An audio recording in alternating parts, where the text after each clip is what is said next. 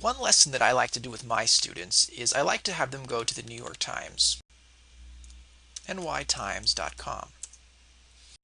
I like to have the students find a story they like. So usually they pick from either the politics section, the US section, the world section. Some of them like to do sports. And what I have them do, one easy way to incorporate technology is to create a Dropbox account. So you go to dropbox.com, and you see here this is my Dropbox. And all you have to do is you can create a free Dropbox account with Dropbox. And if you make a free Dropbox account, you can sign in to Dropbox in a program called TextDrop.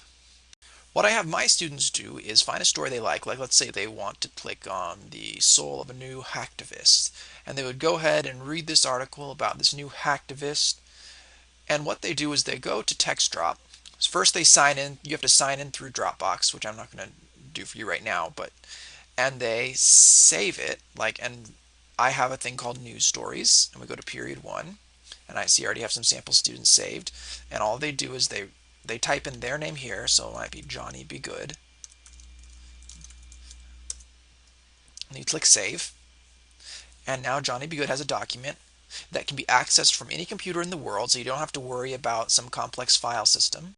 And what I have my students do is just highlight the title and copy it and paste it into the document, this text drop document. It's in plain text, so it can be accessed from any computer with very little problems. I have them Control C the URL and put that in there. And then I just have them write one thing they liked about the article.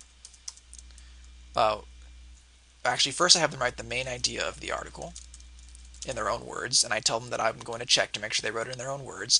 Then they write one thing they liked about the article, one thing the article made them curious about.